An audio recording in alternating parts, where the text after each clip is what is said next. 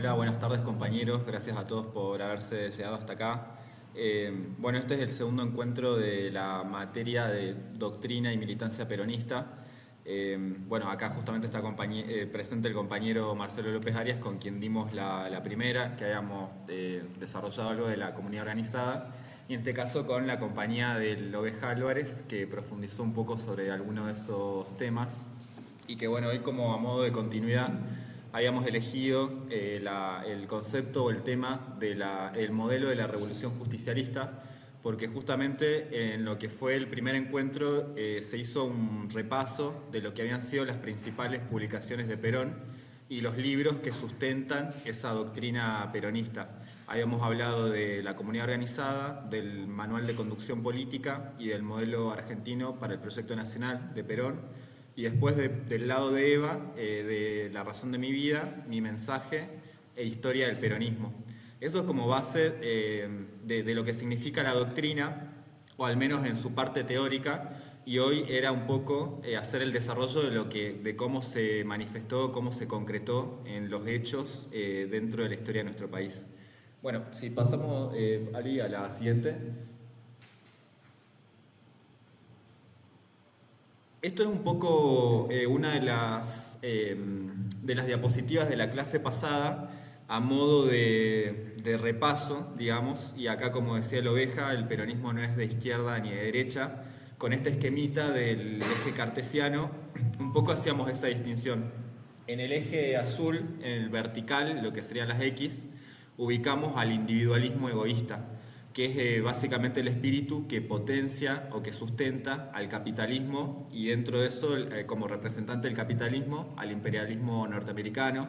Por eso poníamos acá la imagen del tío Sam, que es básicamente la construcción simbólica de ese capitalismo que piensa todo en términos egoístas y mercantiles.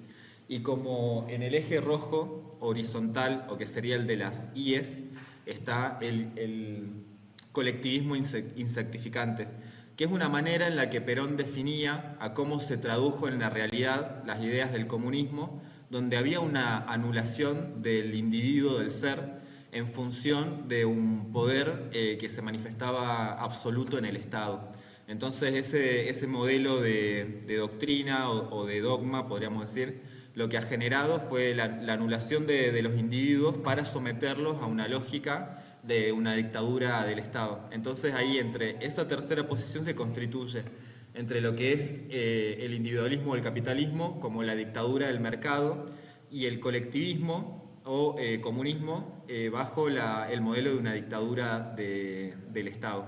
Entonces la tercera posición se plantea centrarse en el ser humano. El ser humano es el principio y el fin de las cosas, por eso Perón lo define al justicialismo como humanista, y a su vez lo define como cristiano porque es a través del amor el medio en el que se constituye una comunidad y en el que cada uno encuentra su realización dentro de una comunidad que se realiza. Entonces por eso esa tercera posición se proyecta distante, digamos, de ambos ejes hacia una evolución natural de las cosas, que es el individuo dentro de la comunidad. Y en la siguiente habíamos hecho una distinción entre lo que son esos modelos, digamos, de realización de las doctrinas. En el vértice de abajo izquierdo pusimos la dictadura del mercado como el medio que plantea el capitalismo para supuesta revolución de la humanidad, que es donde los monopolios, las empresas definen nuestro modo de vida y la misma cotidianidad y la manera en que nos relacionamos unos con otros. Y el modelo del comunismo lo que plantea es que el proletariado se organice en un partido para la conquista del Estado y que a partir de eso ejecute lo que se llama la dictadura del proletariado, con lo cual eliminaría a la clase burguesa y quedaría prevaleciente, digamos, la clase proletaria. Ahora, esto implica un método violento, digamos, porque estamos hablando de una dictadura. El peronismo, en su concepción, lo que plantea es la conciliación entre el trabajo y el capital. El peronismo dice, para nosotros hay una sola clase de hombres, que son los que trabajan, pero también están dentro de ese mundo del trabajo los empresarios, los distintos actores que cada uno cumple un rol social dentro del desarrollo de la comunidad. Ahora, ese desarrollo se tiene que producir en equilibrio, sin que nadie reciba sus ganancias en favor o a costa de la explotación de un otro. Entonces ahí es donde el peronismo se plantea como interventor o generador del equilibrio en la sociedad que distribuya de la manera más justa posible esa riqueza. Y como decía acá el Oveja, el peronismo se sustenta en la libertad porque en este sentido apela a lo que es la conciencia individual y a la conciencia colectiva. Es decir, no estamos dentro de un esquema de una vanguardia o de un partido o una burocracia que es lo que nos dice qué hacer, sino que mediante las organizaciones libres del pueblo, ya sean los sindicatos, las asociaciones civiles, los clubes deportivos, se van planteando los primeros esquemas de organización comunitaria y eso tiene que estar integrado dentro de un modelo de país.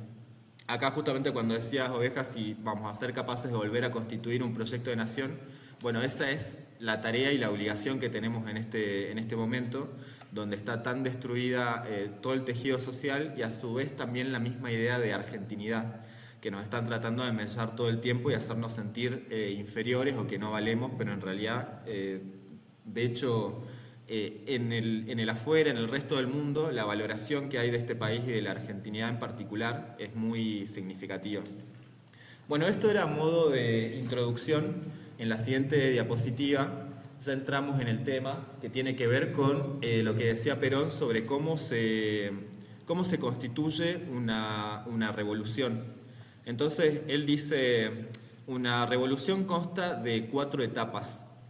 La primera es la etapa doctrinaria, es la tarea donde se difunde una idea y se genera, digamos, el diálogo con el pueblo. Esto después lo vamos a analizar cómo se dio en cada instancia.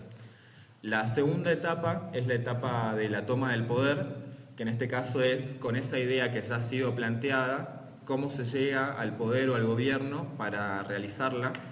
La tercera etapa es la dogmática, que es la puesta en marcha de ese plano, de ese proyecto. Y la cuarta es la institucionalización. Durante los primeros 10 años del gobierno peronista se pueden identificar estos 4 momentos según la siguiente cronología. Vamos a la próxima, Ali. Ahí está. Bueno, planteé como antecedente del peronismo lo que es la línea nacional, lo que siempre escuchamos San Martín, Rosas y Perón, justamente desde las luchas independentistas por la liberación, en su momento del imperialismo español, arrancan con lo que fue conformar un ejército para romper esas cadenas. Entonces la línea que arranca con San Martín y que después continúa con Rosas en la defensa de la soberanía, con lo que fue el rechazo a las invasiones inglesas, está la línea nacional de la cual toma Perón y que también lo ubica a Irigoyen como antecedente inmediato de un movimiento nacionalista y popular, pero que no había tenido la fuerza suficiente para romper esa matriz de dependencia de la Argentina. Entonces el primer hecho, que sería la etapa doctrinaria, yo la ubiqué en el año 43, cuando Perón asume su rol en la Secretaría de Trabajo y Previsión. Dentro de la Secretaría de Trabajo y Previsión, él toma contacto con los sindicatos, con los trabajadores organizados, y comienza a hacer una prédica de qué era en definitiva lo que él creía que había que hacer para la Argentina en función de los derechos sociales que ya se estaban planteando como discusión a nivel mundial. Bueno, pasamos a la siguiente, Ali. Ahí vamos a ir ya puntualizando cada una. Bueno, la primera etapa doctrinaria. En la siguiente, ahí está. Puse como ejemplo de esta etapa doctrinaria, durante la Secretaría de Trabajo y Previsión se sanciona el Estatuto del Peón Rural, que fue un cambio sustancial en lo que significó reconocer a un sector, digamos, de los trabajadores de nuestro país, que eran los peones rurales, que sufrían la mayor explotación que se ejercía en ese momento por parte de la oligarquía dominante. De hecho, alguien que se manifestó justamente en contra de esto fue Robustiano Patrón Costas, el dueño del ingenio San Martín el Tabacal, donde él dice: lo que no le voy a perdonar a Perón es que el negrito ahora se atreve a mirarnos a los ojos y exigir en lugar de pedir. Entonces esa dignificación, digamos, de derechos es toda la prédica que hizo Perón desde la Secretaría de Trabajo y Previsión, y donde los trabajadores fueron tomando conciencia de esos derechos que le correspondían. Entonces, Ya en todo esto hay una preparación previa porque esto lo explica muy bien Perón en un documental que se llama La Revolución Justicialista. Cuando él comienza a tomar todo este diálogo con los trabajadores, ahí ya comienza a generar los predicadores que después van a transmitir la idea al resto del pueblo. Entonces él dice, hace falta un realizador para llevar adelante una revolución, pero a su vez 100.000 predicadores que son los que difunden la idea. Y este fue el movimiento obrero que lo escuchó y es el que lo va a rescatar en Plaza de Mayo cuando había sido encarcelado por parte de los mismos sectores militares que ya comenzaban a considerarlo una molestia con toda esta prédica que comenzaba a tener sobre la clase trabajadora. Entonces, bueno, decíamos, la primera etapa fue esta, la doctrinaria de expresar la idea. En la siguiente, Ali, ya pasamos a lo que es la toma del poder. Yo acá en esto pongo dos momentos importantes para la toma del poder. El primero, el 17 de octubre, que es la partida de nacimiento del peronismo y que es el momento en el que los trabajadores eligen a Perón como su conductor y lo van a rescatar.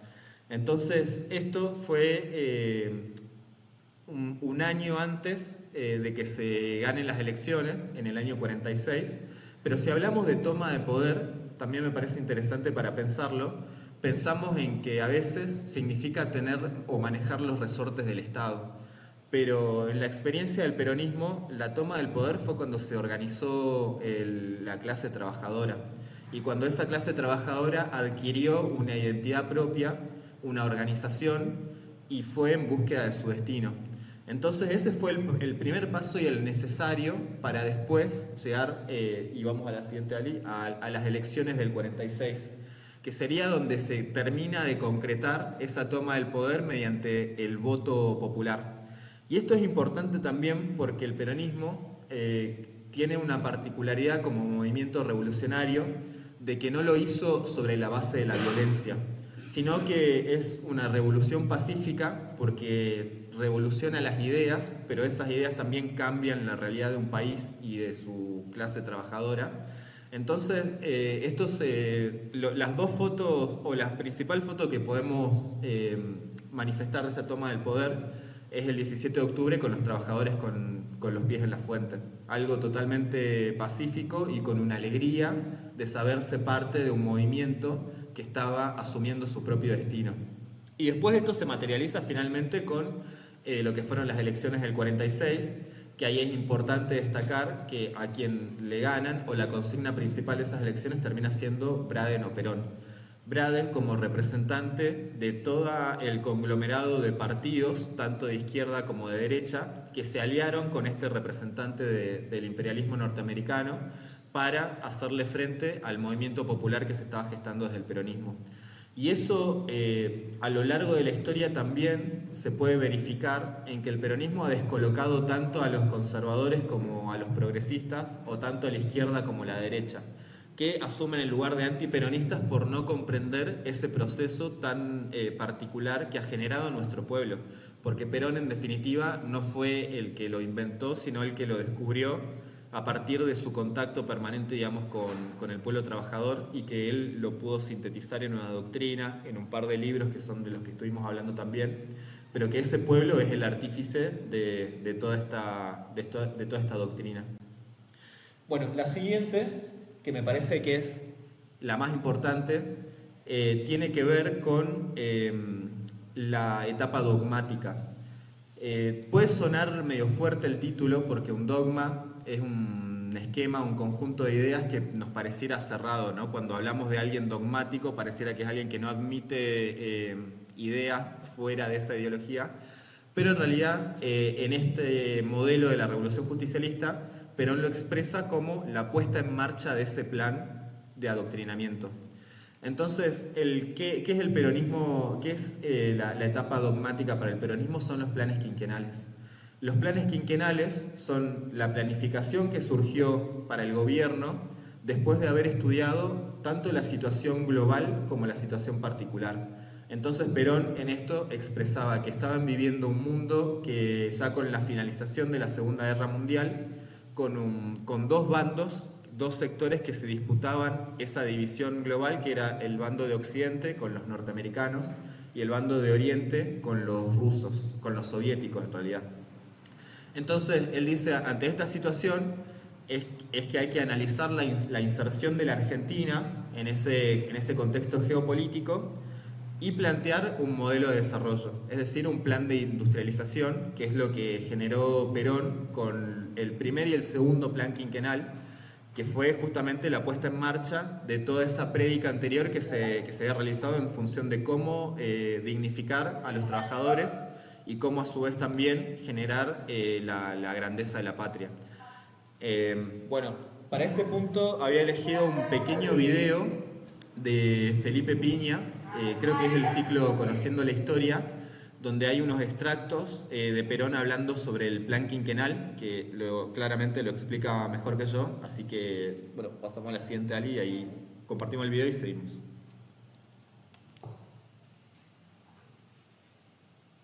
Sí, y la que sigue, ahí está. Abajo, no, volvela, y ahí abajo, ahí está, play.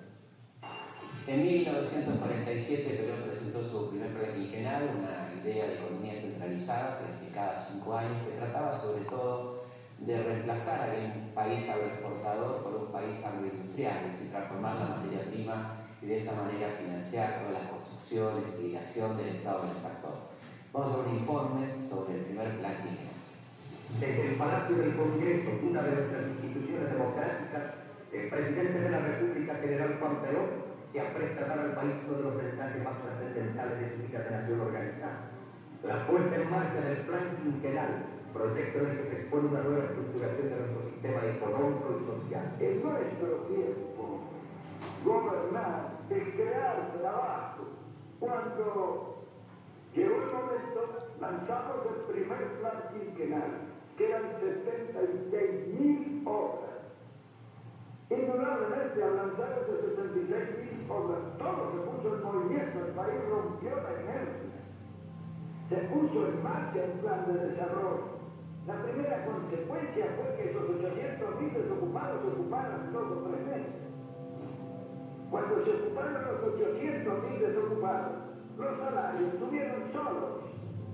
Porque cuando hay plena ocupación, el salario no hay que impulsarlo, sube solo. Claro, cuando subieron los salarios, el poder adquisitivo de la masa popular, que es el verdadero consumo, se multiplicó varias veces. Al multiplicarse y subir el consumo, eso tonificó inmediatamente al comercio, que se atresó para satisfacer la demanda de ese consumo multiplicado. Eso demandó a la industria la transformación necesaria para la distribución por el comercio. En consecuencia, la industria se puso en marcha. Y todo el mundo comenzó a pensar en el desarrollo industrial.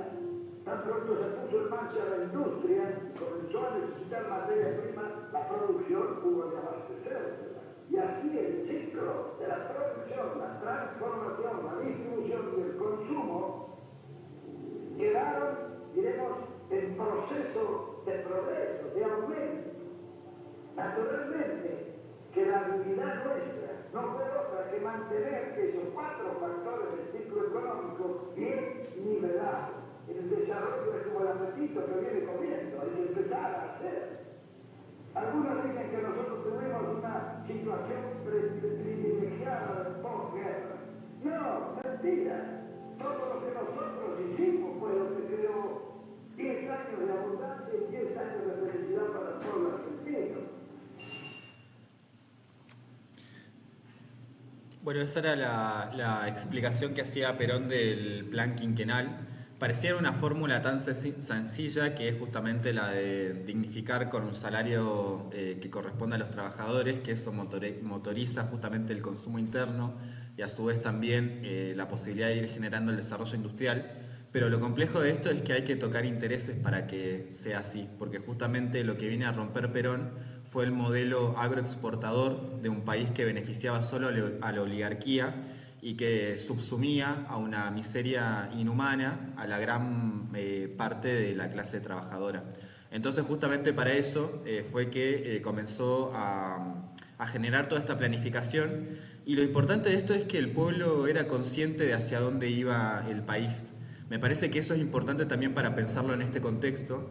Justamente a veces nos quejamos de que nadie tiene por ahí un plan en sí de qué es lo que hay que hacer, pero si me parece que comenzamos a debatir esas ideas y encontrar los puntos de coincidencia, entonces cada uno va a saber el rol que le toca en cada lugar, tanto el movimiento obrero organizado como los empresarios, como los distintos sectores de la sociedad, que tienen un rol importante dentro de la ejecución, digamos, de un modelo de desarrollo, pero que es necesario tenerlo debatido y en conocimiento de todo el conjunto para saber qué es lo que vamos a hacer a la hora de volver a ser gobierno. Porque no se trata tan solo de llegar y ver qué se hace, sino de tener la planificación necesaria para que esa voluntad popular pueda llegar a buen puerto.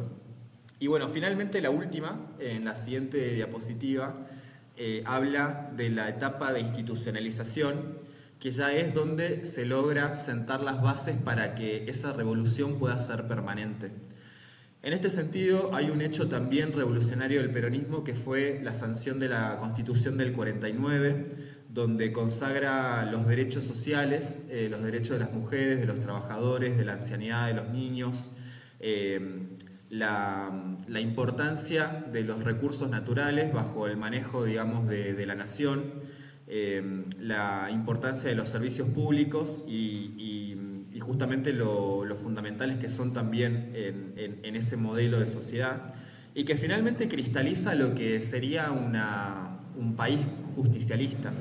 Porque justamente nuestra Constitución es una copia del modelo norteamericano, es decir, de origen liberal, y lo que logra Perón con esto es darle cierto rango de institucionalidad a ese modelo del justicialismo nacional que se estaba realizando en el país. Es importante decir esto también, que esta Constitución, después del golpe del 55, fue anulada por decreto y subsumida en el olvido. No se habla de la Constitución del 49, muy poco se la conoce y se la discute, pero fue un hecho revolucionario desde la misma situación de haber podido generar una reforma constitucional con todos los mecanismos que plantea la democracia, y que a su vez ahí se haya institucionalizado ese modelo. En la siguiente diapositiva rescaté lo que fueron los agregados al preámbulo, ese que a veces nos hacen estudiar, ¿no?, los representantes del pueblo. Bueno, lo que agrega acá este modelo, el justicialismo, fue las tres banderas históricas. Plantea la construcción de una patria justa, o sea, socialmente justa, económicamente libre y políticamente soberana. Esto con rango constitucional. Entonces ahí digo, encuentro en este ejemplo lo que significaría también un horizonte que nos tenemos que trazar y que en algún momento se intentó discutir, que es el de la reforma constitucional. Para cambiar, al menos en lo que hace a una estructura jurídica, cómo está organizado nuestro país, pero que tampoco es que simplemente cambiando un par de leyes eso se materializa de por sí.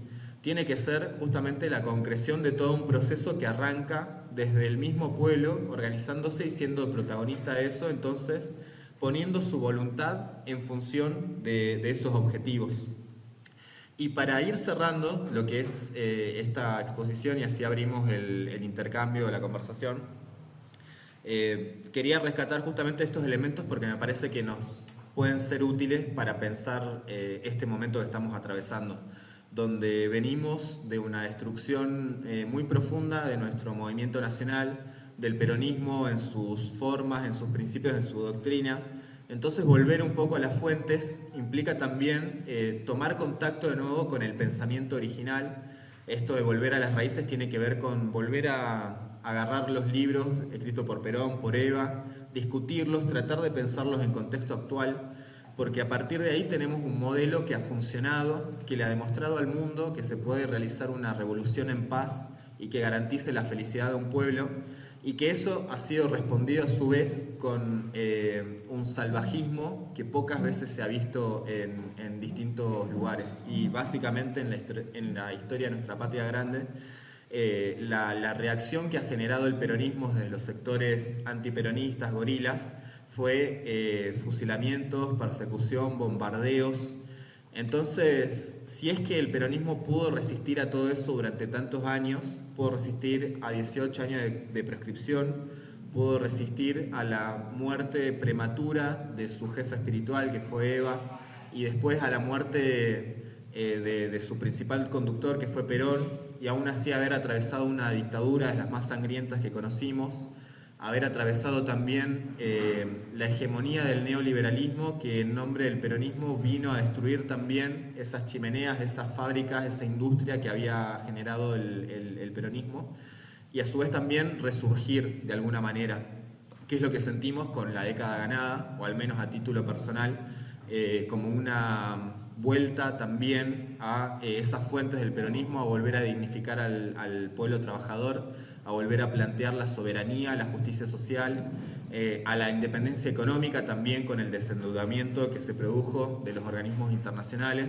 y que a su vez fueron los primeros pasos de algo que, de haber continuado, podríamos haber profundizado en función de volver a restituir un poco también todo ese legado del peronismo.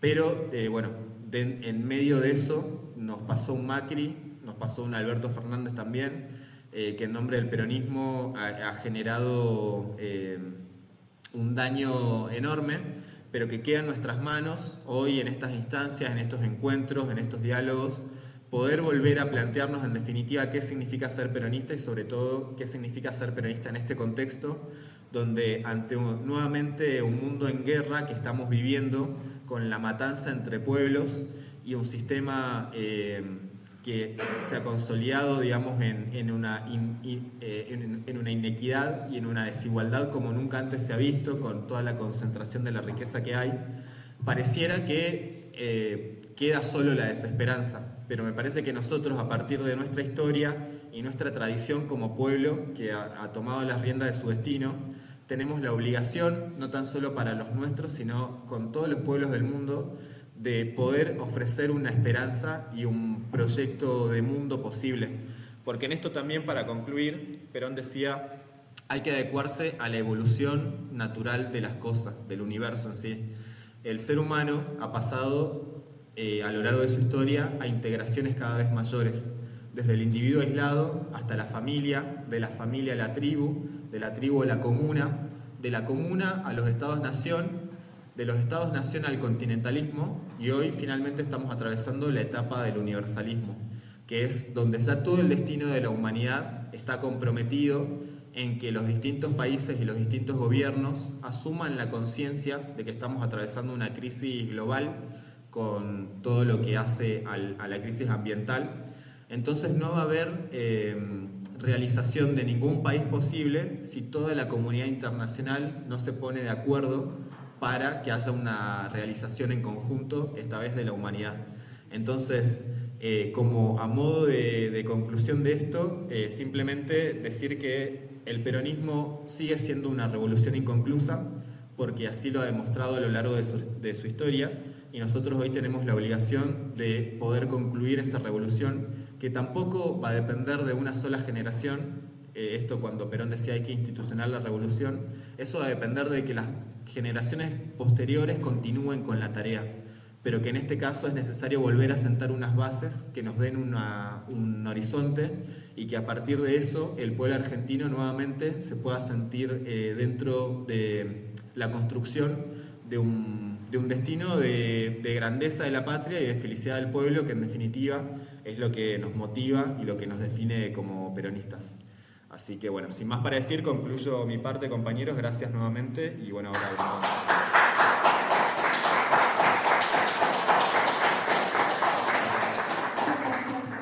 ¿Pide la palabra Marcelo? Sí, pero yo no pensaba hablar, pero Ya que estamos. no, la verdad es que no pensaba hablar, pero me gustó tanto, ¿no? Y lo felicito sinceramente por la claridad de la exposición sobre lo que era la comunidad organizada, lo que es para el movimiento justicialista, lo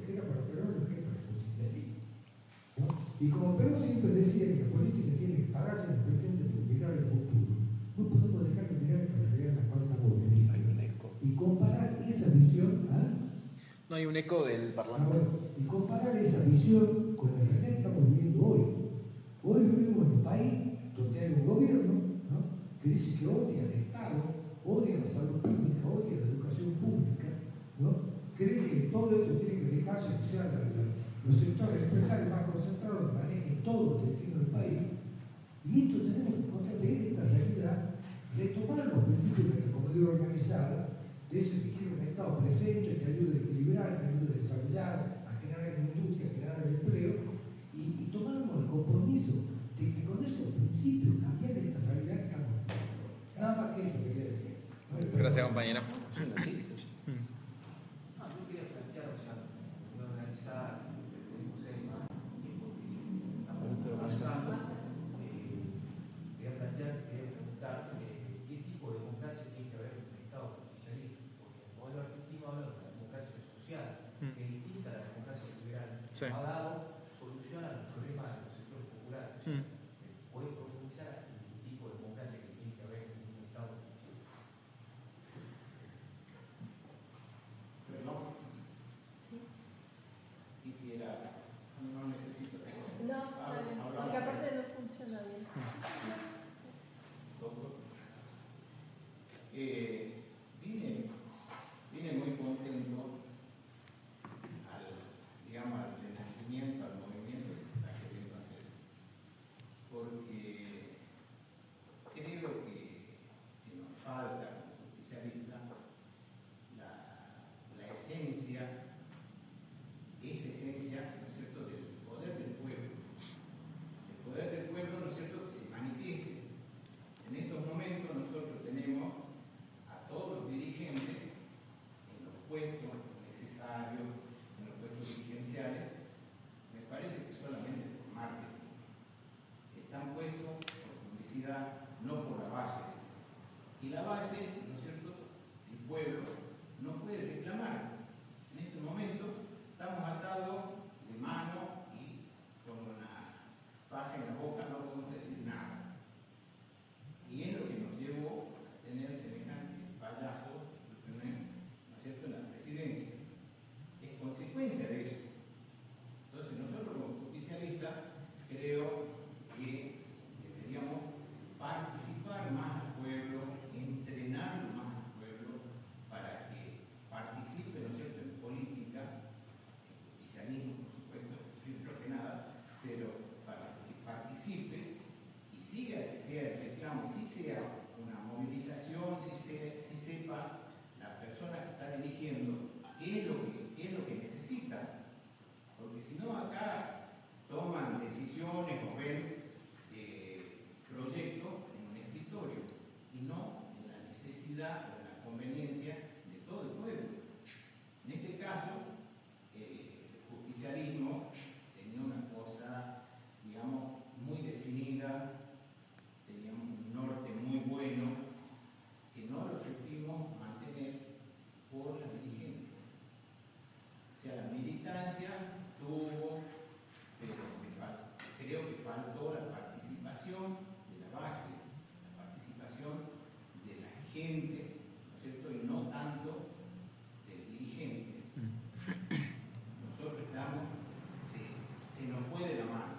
Entonces me parece excelente que volvamos a empezar, que los dirigentes, ¿no es cierto?, que tenemos vuelvan a la base, volvamos a tener contacto con la gente, y que esa gente, ¿no es cierto?, sea la que alimente la fuerza, el poder del compañero que está ahí arriba, ¿no es cierto?, que nosotros lo tendríamos que impulsar para que haga las cosas necesarias, ¿no es cierto?, que nos beneficien a todos, o sea, dentro de nuestra doctrina justicialista.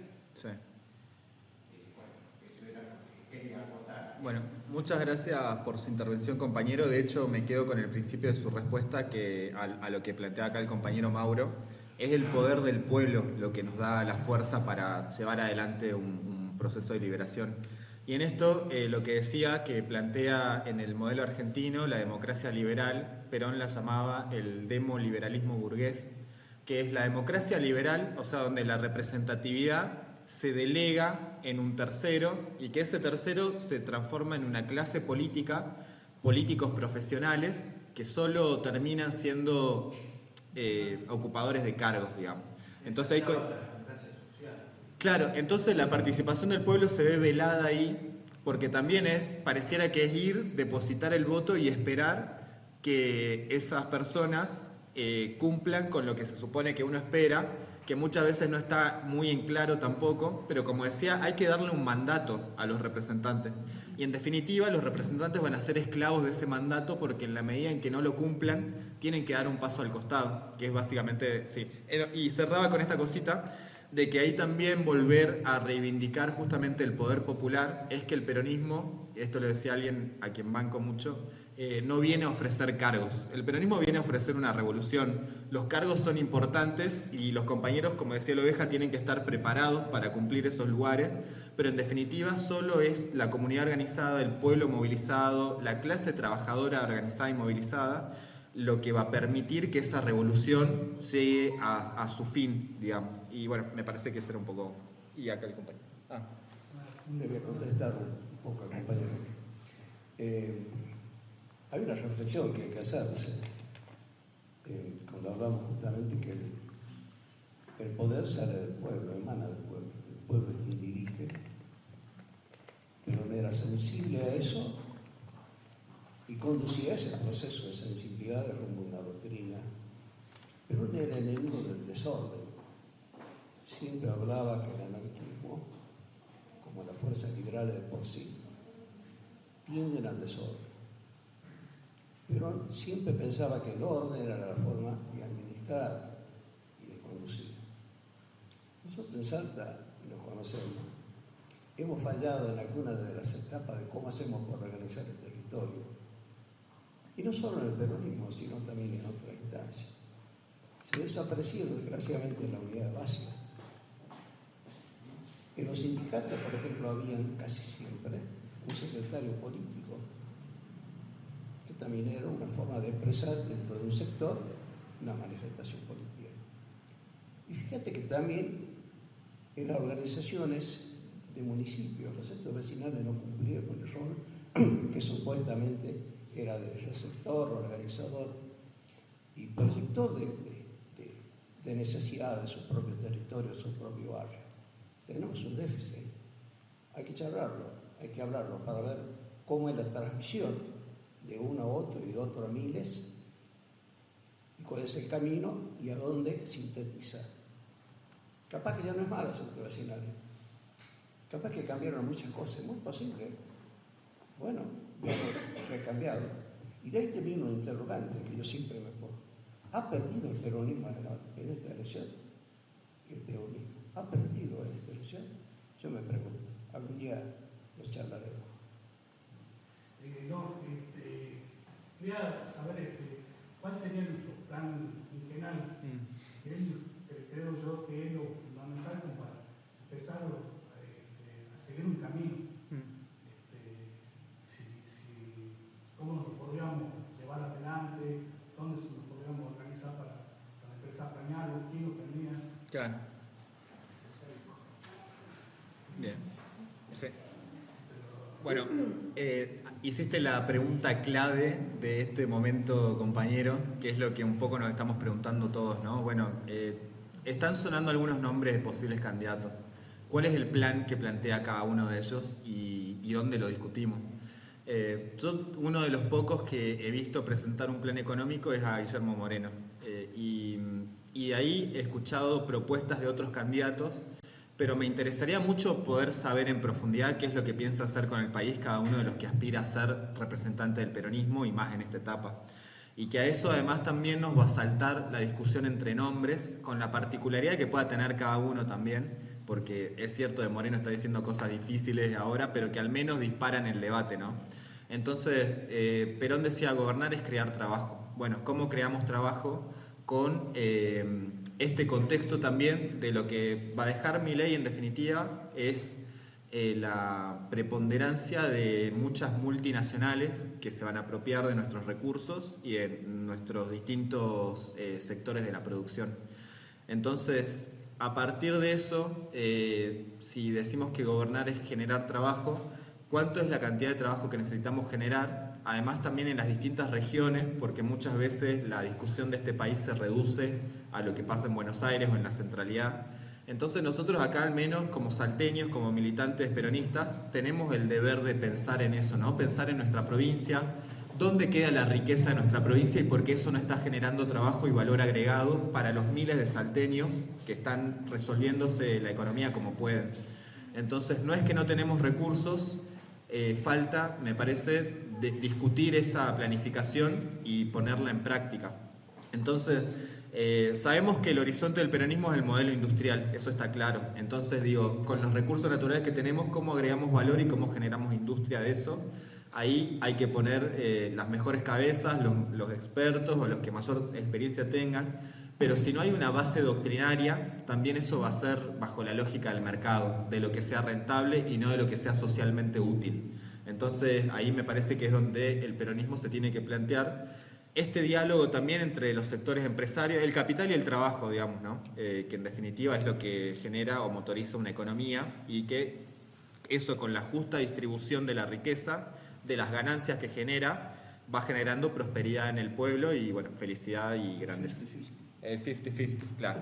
Sí, ahí hablaba en el video que en 3 meses 800.000 trabajadores desocupados empezaron a trabajar. Y ahí se cae también, perdón, para concluir con esto, este verso de esperemos 15 años y vamos a ser Irlanda o 30 años y vamos a ser Alemania. Perón en 10 años constituyó la Argentina como una superpotencia que fabricaba automóviles, aviones, tanques. Entonces, ahí digo, tenemos el modelo. Quería acotar algo más sobre este tema. Me parece que nos falta política. O sea, la pregunta del compañero me parece muy bien porque es echar el cómo, pero me parece que nosotros deberíamos luchar, incluirnos más en política, o sea, lo que es el pueblo, lo que quiere el pueblo. Ahora, la parte técnica, ¿no es cierto?, que sea técnica, Claro. no política. Sí, totalmente. Porque en estos momentos, ¿no es cierto?, al político lo ponemos en la parte técnica y como no tiene un mandato nuestro, no tiene un mandato del pueblo, hace lo que mejor puede, por lo que mejor quiere, ¿no es cierto? Entonces, me parece que no nos podemos agarrar de estos técnicos políticos, ¿no es cierto?, para decir, bueno, vamos hacia este lado. No, yo creo que tiene que surgir, ¿no es cierto?, de la base. Si estamos viendo, si están gritando las necesidades, si están gritando hacia dónde queremos ir, toda la gente. Pero ¿qué pasa? No estamos aglutinando, no estamos dándole participación a esa masa. Entonces, obviamente, Por eso yo creo que no hay un plan a dónde ir. Exacto. Estamos todos desorientados, no sabemos qué hacer, opinamos, nada más, pero no sabemos a dónde vamos. No hay. Por eso, claro, por eso digo. sabemos la necesidad que todos tenemos, Pero hay progresar. Ahí cada uno tiene su solución, su técnico, pero ese técnico, ¿no es cierto?, que se llama político, no es que surgió de la necesidad del consenso de la masa. Yo voy a hablar como persona de la tercera edad, que ya me toca vivir y creo que somos los que más experiencias tenemos y los que más militamos dentro de un partido. También a mí me gusta esto de que una vez por todas se abran las puertas, pero que se incluya, porque con la modernización llegaron las redes sociales, llegaron los nuevos avances, que para mucha gente mayor es imposible adquirir ese tipo de conocimiento. Creo que como partido, todos los partidos, porque hablemos que hemos hecho ahora, no, ya no es el partido, sino la cara que nos va a representar. Dejamos de lado el partido y vimos la cara nada más. Así hemos sufrido un montón de desgaste y de desilusión de lo que venimos de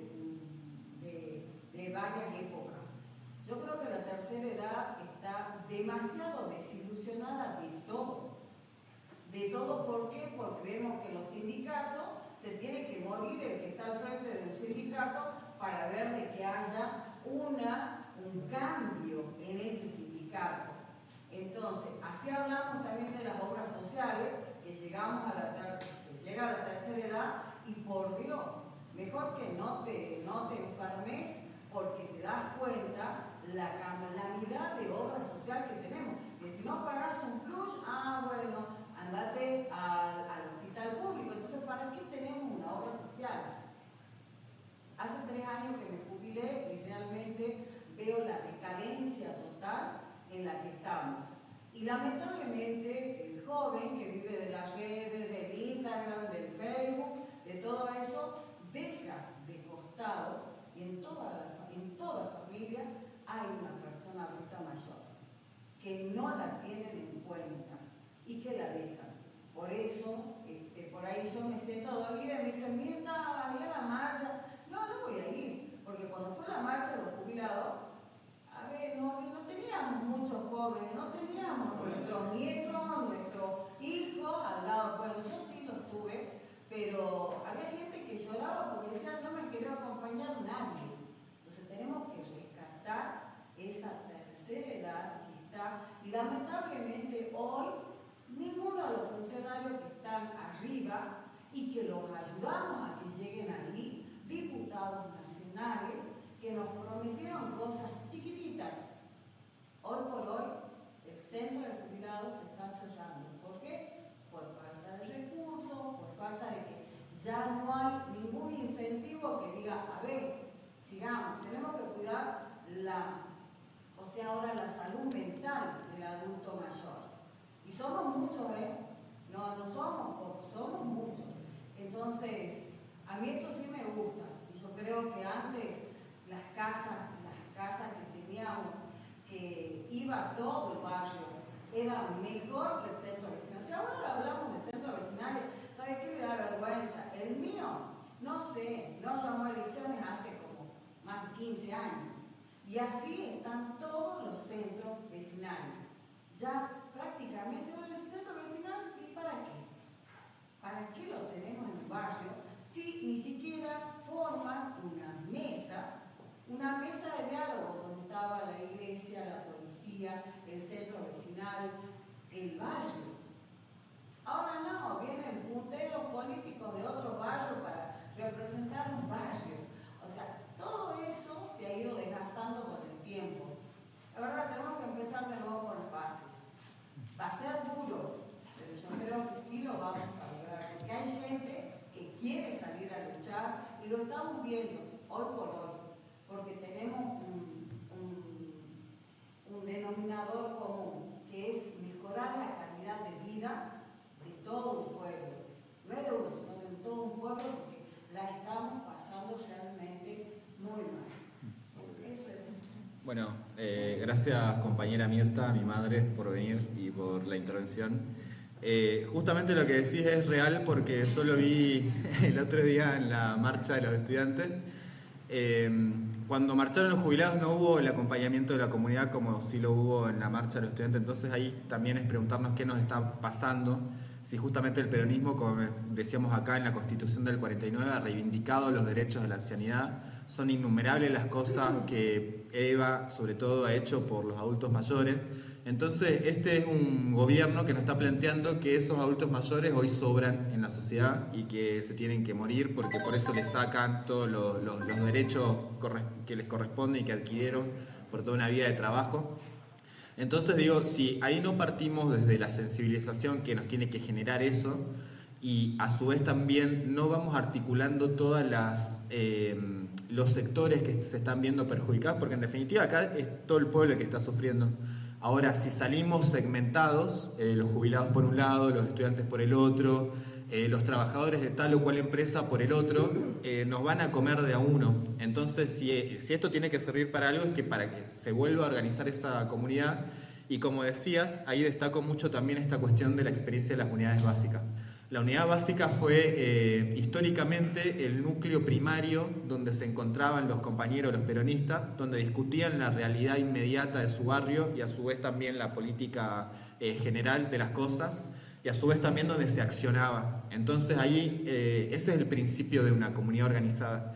Y con todos los sectores de la sociedad, la iglesia, las fuerzas armadas, las fuerzas de seguridad, todos son parte del pueblo. A veces quieren hacernos creer que no. Y por eso nos separan también y nos dividen. Así que me parece que está bueno pensar en esto de volver a las bases, a cómo se dio justamente la organización de la comunidad en esos tiempos. Y no digo replicarlo tal cual, porque también se han generado modificaciones en la sociedad, pero sí ahí hay modelos que funcionaron y que tienen que ser adaptables para este tiempo también. Voy a agregar una cosa, compañera. En la pandemia, que hemos padecido todos, pero igual debe ser dicho más democrático desde el punto de vista del padecimiento. Bueno, aparecieron luego de esto muchas enfermedades mentales distintas que todavía en las distintas clínicas psiquiátricas y psicológicas no están evidenciadas. Y tampoco hay un trabajo de laboratorio porque la química sí cumple un rol muy importante en esto. Obviamente no estamos acompañados de ninguna obra social, eso es verdad. Y los adultos mayores, no solo ellos, sino todo el mundo, son los que más impacto han tenido en esta nueva manifestación, que día a día van apareciendo de distintas formas. Absolutamente acompaño eso. Bueno, por ahí yo quería como agregar algo a lo que ya se expuso anteriormente. Creo que un punto importante es la sensibilización que planteaba la compañera Mirta, la reconstitución de las redes sociales de la comunidad, pero también creo que se lo dijo ya los dos expositores, hicieron pie en algo que tiene que ver con el conocimiento, ¿no? Con saber, con conocer y el diálogo, porque no podemos perder de vista que estamos dentro de un espacio también regional e internacional y somos víctimas de un imperialismo cultural. O sea, debemos ser la cultura occidental la única que deja la tercera edad depreciada, que la vemos sufrir, lo vemos en la calle lo que pasa y la gente pasa de largo, y eso obedece a un sistema capitalista, a una penetración cultural del imperialismo, porque las culturas orientales plantean todo lo contrario.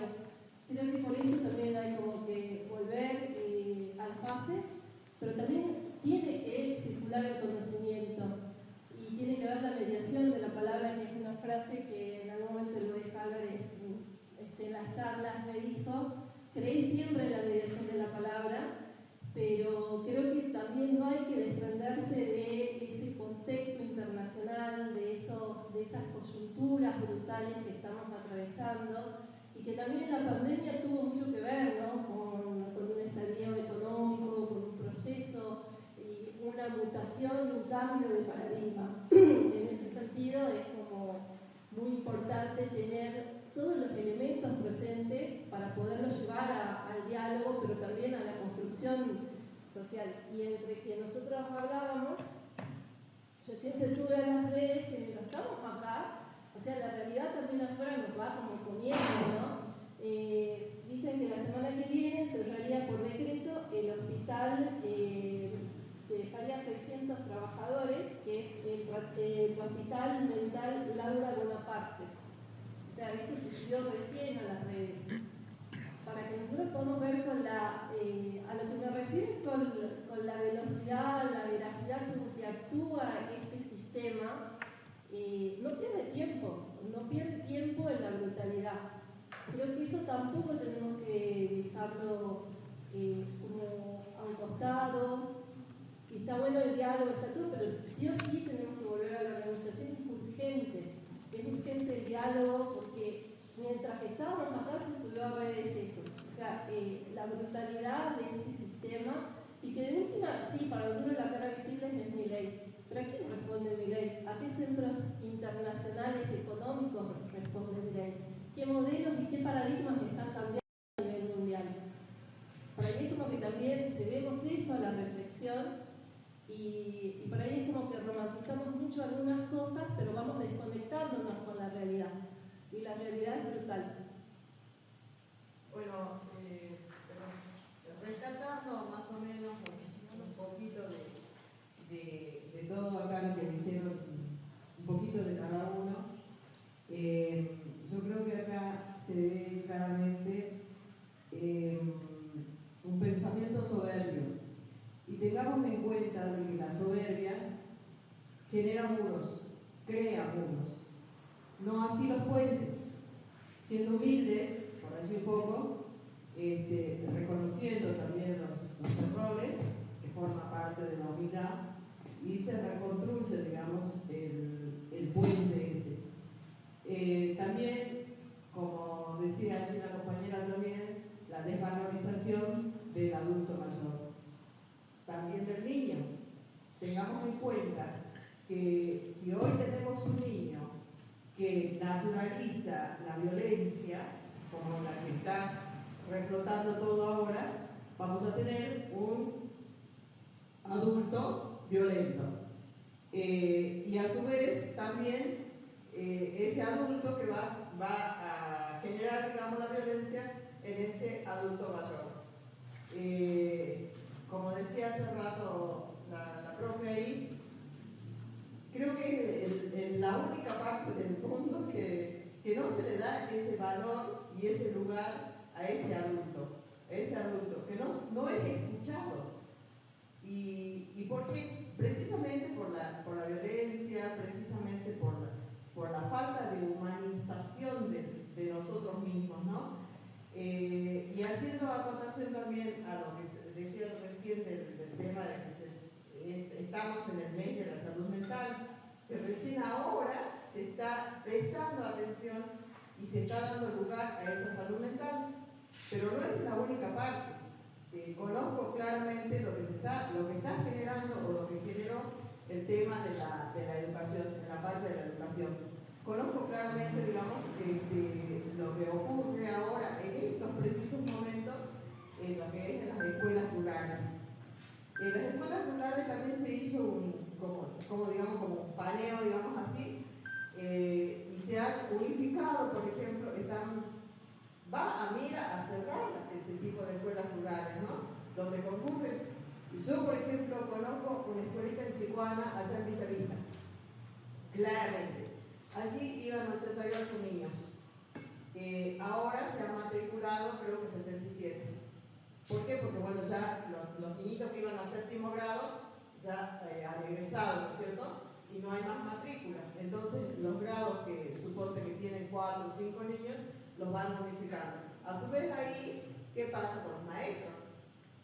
Están los que están titularizados, de los 8 maestros, suponte que hay, creo que quedan fuera 4 titularizados. Y quedan los interinos directamente fuera. Entonces, veamos así como decía lo que está sucediendo realmente, pero hay que verlo de verdad. Y el tema de la organización está bueno, reorganicémonos, pero como decía también, ubicándonos en este presente. Este presente está muy al toque, digamos, lo tecnológico, la tecnología. Entonces, aplicando la experiencia, las bases, más tecnología, yo creo que, porque por hoy nos ganó este hombre, nos ganó porque copiar, pegar, porque ustedes observen, no tiene un discurso original, son frases copiadas y pegadas, y eso lo hicieron los chicos, ustedes los más jóvenes, porque nosotros los más viejitos no manejamos tanto la tecnología, y entonces bueno, van quedando esos baches ahí que hay que tenerlos en cuenta. Y es que es una materia pendiente, la democratización de todo lo que tiene que ver con lo tecnológico, ¿no? Y la accesibilidad para los adultos mayores, la accesibilidad, creo que eso es como que también es lo urgente, que tenemos como que el desafío que tenemos que sentarnos a plantear cómo resolvemos eso. Hay que hacer inteligencia social, no artificial. Yo, si me permite, me cuento un cuento. Como es viernes, ya podemos ir después a una peña. Se hace un concilio en el infierno todos los años finales del año. Ahí el diablo llama a todos los duendes, diablillos, que hay muchos, para que hagan un balance. Los balances son de todo tipo, uno en Europa, yo tengo 20 actrices que van a venir por acá, el otro los jugadores de fútbol.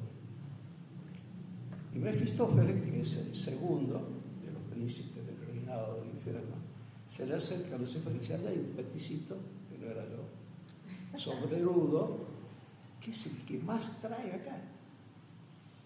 Bueno, a ver qué pasa, qué pasa. Perdonen esta descripción, pero vale el cuento.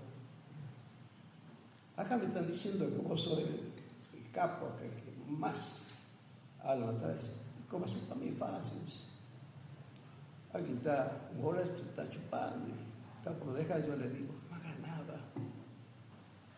Ahí hay unos jóvenes, un grupo que están por empezar a drogarse y uno dice: no haga nada. El no hacer nada hace que el infierno esté lleno de todas estas almas. Muchas gracias.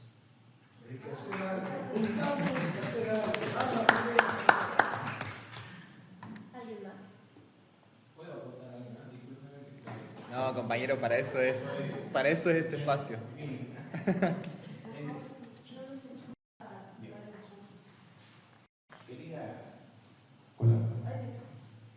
Quería contarles el tema de la responsabilidad del político de ahora. Yo creo que como partido, como movimiento, deberíamos pedirle la respuesta de por qué se votó las cosas que votaron en contra del pueblo. Más la gente que tiene un sello justicialista, porque muchos de los que están ahí, ¿cierto?, van por diferentes partidos, pero son de extracción justicialista. Entonces, a esas personas hay que preguntarles por qué votaron algo que va en contra de nuestra doctrina, que es en contra del pueblo. Me parece, ¿no es cierto?, que nos organicemos y le pidamos lo interpelemos para que nos digan por qué. En una de esas, nosotros no sabemos que lo han hecho bien, ¿cierto? Me parece que fueron al contrapelo, pero estuvo mal. Entonces, yo quisiera, ¿no es cierto?, de que en conjunto se les pidiera explicaciones a estas personas y por qué, para sentar también, digamos, una base de que somos pueblo, estamos organizados y, ¿no es cierto?, ellos se deben a nosotros. Tal cual. Eso quería agregar. Sí.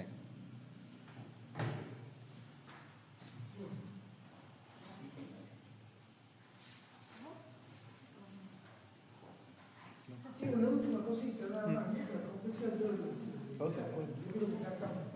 No, realmente mirando, como decía, pero que hay que mirar desde el presente del futuro, ¿no? No tenemos que salir a pelear por esta cosa. Hoy tenemos que salir a pelear a defender la obra pública. Esta visión de porteño que tienen los que nos están manejando, dice que la hagan los privados, claro, los privados. Van a faltar seguramente la avenida de Corrientes en Buenos Aires, pero ¿quién va a hacer un camino de lucha? ¿Quién va a sacarnos del aislamiento que tenemos al interior del país, donde la Salta, que es una provincia que tiene de todo, no puede crecer porque el costo del flete nos mata por la infraestructura que tenemos? Tenemos que pelear por obras públicas, tenemos que pelear por la educación pública, por la salud pública. Y la también tenemos que estar dando todos los días hoy, ¿no?, con esa visión de este peronismo, que él siempre, Perón decía que la cosa organizada es un empresario próspero, ¿no?, nacional próspero, sentado en pie de igualdad con los trabajadores del Estado de árbitro, el Estado haciendo de árbitro, buscando equidad y buscando desarrollo de aquellos sectores que pueden generar empleo y mayor equidad social en la Argentina. Esta es la pelea que tenemos que ganar todos juntos, ¿no? Es el aquí y ahora. Sí. ¿Estamos? Vamos. Muchas gracias. Sí. ¿Alguien quiere agradecer, Facu? Bueno. Te conté cuento, ¿verdad? No, bueno, la verdad que agradecerle de nuevo a todos los que vinieron. Justamente la parte más importante de estas jornadas es la opinión de los compañeros. Entonces, ahí creo que nos vamos con varias cosas para poder pensar y como para seguir construyendo las respuestas, porque en definitiva volver a formarnos tiene que ver con construir nuevamente un proyecto de país, de nación, y a partir del cual volvamos a generar la grandeza de la patria y la felicidad del pueblo. Así que, bueno, nos veremos en la próxima, compañeros. Muchas gracias. Muy bien.